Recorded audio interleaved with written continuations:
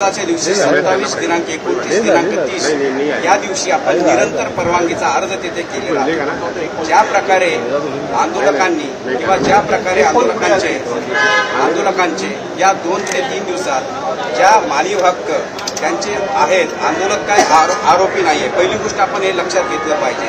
आज आपल्या प्रिझन मॅन्युअलनुसार सुद्धा सर्व आंदोलकांना इथे आपल्याला सांगण्यात येते की मानवतेच्या दृष्टिकोनातून अन्न, पाणी, लाईट ज्या गरजेच्या गोष्टी आहे, शौचालय, पाणी पिण्यासाठी, आंघोळीसाठी गरजेच्या असतात त्या देणं गरजेचं होतं। आंदोलन ज्या दिवशी पुकारलं त्या दिवशी सर्वांना अशी कल्पना होती की आपल्याला मुंबईला आझाद मैदानाला जायचं आहे, याची कल्पना सरकारला देखील होती। या संदर्भात देवेंद्र भारतीजी जे कमिशनर आहेत यांच्याजवळ त्या ठिकाणी बऱ्याचशा 12 तारखेला याची मिटिंग झाली।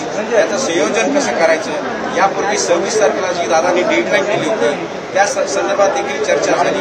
नेमकी काय त्यांनी त्यामध्ये प्रस्तावना केली, सरकारला काय आवाहन केलं याची देखील नोंद घेणं या ठिकाणी गरजेचं आहे। दुसरी गोष्ट अशी आहे की सरकारने जर दादांच्या मागण्या मान्य केल्या असत्या तर ही वेळ आमरण उपोषणाची किंवा याची वेळ दादांवर आणि सरकारवर देखील किंबहुना या गणेश उत्सवाच्या दृष्टिकोनातून कोणावरही आली नसती, त्या स्थानिक लोकांना सुद्धा त्याचा त्रास झाला नसता। हीच दादांची, सर्व मराठ्यांची, सर्व मराठा सेवकांची ही मनापासूनची इच्छा होती। परंतु सरकारने स्वतःहून वेळ घेऊन इथून मागे लेखी तिथे आश्वासन देऊन कोणतंही काम त्यांच्या वेळेत आणि दिलेल्या विहित मुदतीत पूर्ण केलं नाही याची कल्पना आहे।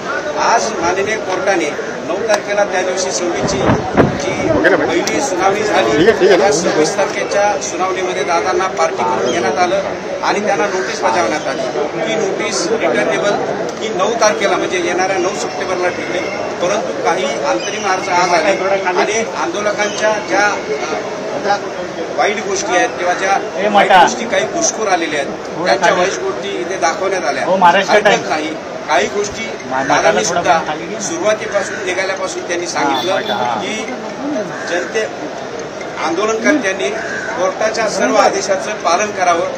त्या संदर्भात त्यांनी वेळोवेळी आंतरवली सराटी ते मुंबई आणि मुंबई येथे आल्यानंतर सुद्धा मी आपल्या माध्यमातून वेळोवेळी सर्व आंदोलनकर्त्यांना, मराठा सेवकांना यापूर्वी आवाहन केलेलं आहे की तुम्ही न्याय, कायदा, सुव्यवस्था पाळायची आहे आणि ती आपण पाळलेली आहे। ज्याप्रमाणे त्या माननीय उच्च न्यायालयाने अटी घालून दिल्या होत्या त्या आपण सर्व पाळण्याचा प्रयत्न केला। परंतु दिनांक 29, 30 व 31 या दरम्यानच्या काळामध्ये आपण पाहिलं असेल भरपूर पाऊस होता आणि ज्या ठिकाणी डेजिग्नेटेड प्लेस आहे त्या ठिकाणी भरपूर पाणी साचलं होतं आणि आपण हेही पाहिलं असेल की एक पोलीस ऑफिसर तिथे ओळून पडला आणि त्याला मदत मराठा सेवकांनी केली।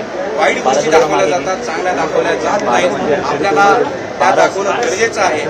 मराठ्यांनी आजपर्यंत कोणाचाही हक्क हिरावून घेतलेला नाही, उलट त्यांचे हक्क प्रस्थापित केलेले आहे आणि त्यांचे हक्क अबाधित केलेले आहे। ही राजश्री शाहूंनी, शिवाजी महाराजांनी आणि सयाजीराव गायकवाडांनी आणि बऱ्याचशा अशा मोठ्या लोकांनी आपल्याला दाखवून दिलेलं आहे। तरी दादांचं हे आंदोलन हे सरकारविरुद्ध आहे, दादांचं आंदोलन हे प्रशासनाच्या विरुद्ध आहे। येथील लोकांना कोणताही त्रास देण्याचा त्यांचा कोणताही मानस किंवा उद्देश नाही, हे त्यांच्या आव्हानातून